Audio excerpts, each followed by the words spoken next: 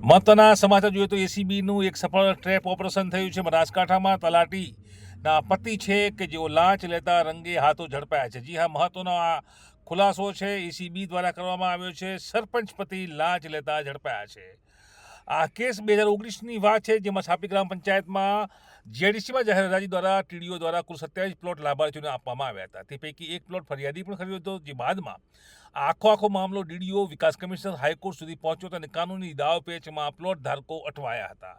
જોકે છાપી ગ્રામ પંચાયત સરપંચથી બાદ 50 લાખની પ્લોટ ધારકો પાસે માગણી કરતા ફરિયાદીએ છેલ્લે 15 લાખ રૂપિયા પ્રથમ અને તે બાદ કુલ 35 લાખ આપવાનું નક્કી થતાં એસીબીનો સંપર્ક સાધ્યો હતો.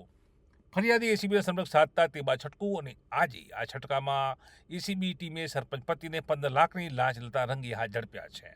છાપી ગ્રામ પંચાયતમાં મહિલા સરપંચ છે, જો કે તેનો સમગ્ર વહીવટ છે તેના પતિ એટલે કે મુકેશભાઈ કામરાજભાઈ ચૌધરી કરતા હતા. આ વહીવટમાં 2019માં છાપી જીઆઈડીસીમાં જે 27 જેટલા જે પ્લોટો હતા તે ટીડીઓ દ્વારા હરાજી કરી લાભાર્થીઓને વેપારીઓને અપાયા હતા. જો કે પાછળથી હરાજી બાબતે ડીયુમાં અરજી થઈ હતી, હરાજી રદ થઈ હતી. તે પછી પ્લોટ ધારકો વિકાસ કમિશનર ગાંધીનગરમાં રિવિઝનમાં ગયા હતા. રિવિઝનમાં ડીડીઓના હુકમને રદ કરવામાં આવ્યો હતો, જેથી પ્લોટ ધારકોની માંગણીના તરફેણમાં ચુકાદો આવ્યો હતો. જો કે કાનૂની લડાઈમાં ગ્રામ પંચાયતે હાર નહીં સ્વીકારી અને તેઓ કમિશનરના હુકમની વિરુદ્ધમાં નામદાર હાઈકોર્ટમાં રીટ પિટિશન દાખલ કરી મનાઈ હુકમ માંગેલો.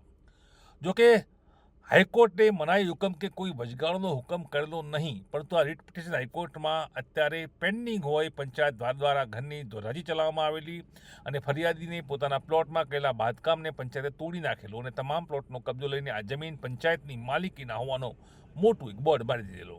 આમ સરપંચ પતિની આ દાદાગીરી જોઈ ફરિયાદી પ્લોટ ધારકે વચલો રસ્તો કાઢવા સરપંચ પતિ એવા મુકેશભાઈ ચૌધરીનો સંપર્ક સાધ્યો હતો અને આજીજી કરી હતી કે ગ્રામ પંચાયત દ્વારા હાઈકોર્ટમાં કરેલી રીટ પિટિશન પરત ખેંચી અમને પ્લોટ ધારકોને અમારા પ્લોટની જમીન પરત આપો. જોકે સરપંચ પતિએ પ્રથમ આ કામના રૂપિયા 50 લાખની લાંચની માંગણી કરી. તે બાદ રકઝક અંતે આ 27 પ્લોટોના તમામ પ્લોટ ધારકો પાસેથી કુલ રૂપિયા 35 લાખ આપવાનું નક્કી થયેલું. તે પૈકી 15 લાખ આજ રોજ આપવાનો વાયદો કર્યો હતો, પરંતુ ફરિયાદીએ લાંચના નાણાં આપવા માગતા ન હોય એસીબીનો સંપર્ક કરતા આજ રોજ લાંચના છટકાનું આયોજન કરવામાં આવ્યું હતું.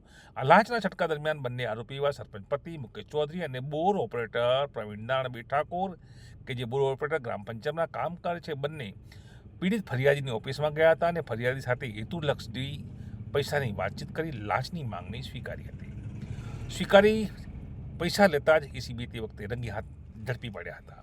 આ ગુનામાં સરપંચ પતિ એવા મુકેશ કામરાજભાઈ ચૌધરીને ફરિયાદીની ઓફિસની બહાર તેમની ગાડીમાંથી એસીબીએ દબોચ્યા હતા. જોકે બંને આરોપીઓને એસીબી સફળ રીતે ઝડપી પાડી 15 લાખની આ લાંચ કેસમાં ટ્રેપિંગ ઓફિસર જે છે SN Barot, police inspector, ACB Ahmedabad દ્વારા વધુ તપાસ હાથ ધરવામાં આવી છે.